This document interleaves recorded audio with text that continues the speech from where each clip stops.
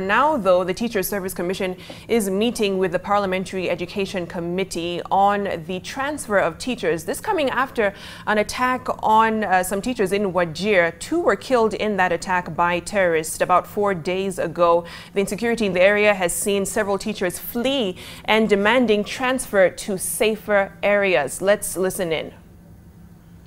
Healing, even for sustainability, when they go. And so we'll have to be funded from the national coffers. I think we have no other way to go about it. About the localization and information flow, Chair, I don't know. When I started my presentation, I said everything that talks about delocalization went through the principle of public participation, including this House. And that is why we have the various laws that I mentioned that mandate us to do that. I wouldn't know now which other public participation that we'll be involved in, because after we take the laws through the processes that the Constitution talks about, then the mandate of transferring an employee is within the contract between the employer and the employee. I haven't heard this being said about all the other commissions and other public servants that I have mentioned here. So we are asking for your support that as we carry out our mandate, having gone through all the requirements, that we are supported by this House. Chair, the other one is still about the issue of insecurity in Wajir. I think we can't overemphasize that. But Chair, I want to appeal to this House again that when teachers are also public servants, when they report to their stations, they also need to be supported. Because remember, teachers are role models upon whom our future citizens look upon. When our future citizens see a teacher being molested, when our future citizen starts disrespecting a teacher, what kind of a country shall we have? Teachers must be respected. If they make mistakes, let us deal with them within the law. Otherwise, I do not know what to do when a student slaps a teacher, having observed us manhandle a teacher. I don't know, as a secretary to the Teachers Service Commission, honorable members, how you would feel or when your teachers are treated as such. So as I ask for accountability for our teachers, we are asking that our teachers get respect and support. Chair, the next one, I think, Chair, I have answered all of them. Thank you. Yes. There's a question asked on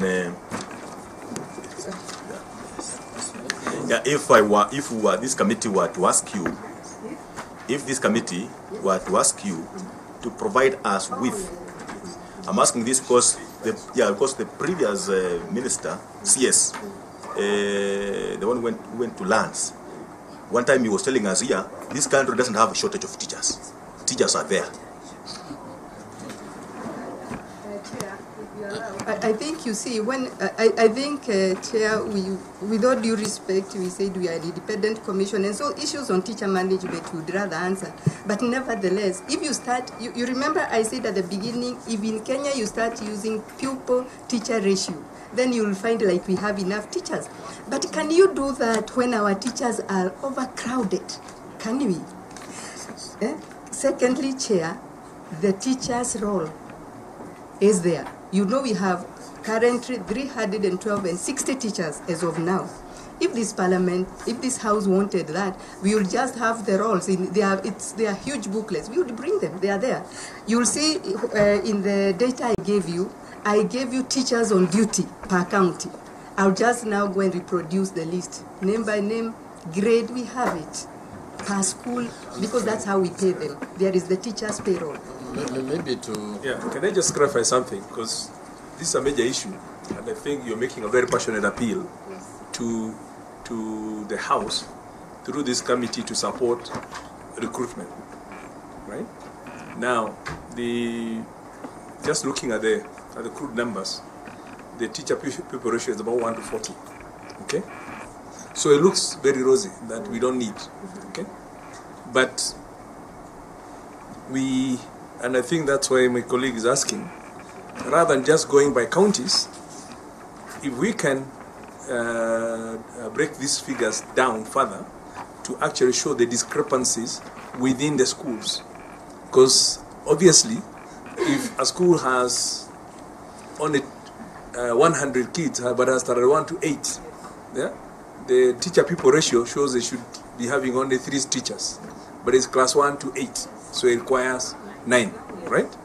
But if you don't prosecute your case from those details, right, at the global picture, it will look like, you know, it's 1 to 36, 1 to 40.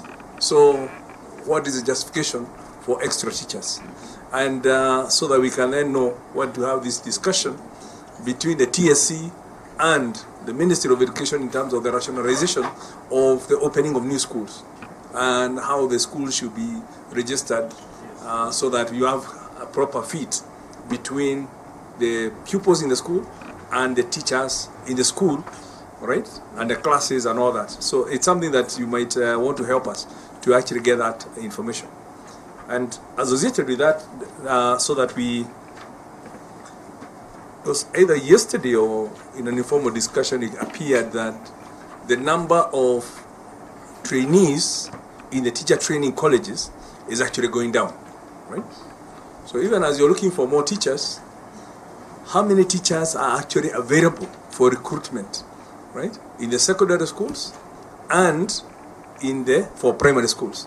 Because the teachers going for P1 training are going down. The number of our students going to university with education as a first choice is going down. So even as you're trying to recruit the 40,000 for secondary school and the 64,000 for secondary school, do we actually have that number available, having already gone through training and are out there to be recruited? If you can get at these numbers, perhaps even for tomorrow's meeting, it would help. You may not have it now, but as you prosecute your case for future, those numbers would help.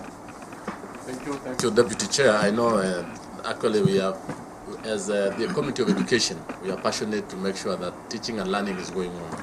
And this committee is actually ready to support and ensure that we have enough teachers in this country. I know the CEO has answered the first round of questions. I'll go the second round. Honorable members. Chair. Yes, what's out of order first? No, nothing out of order.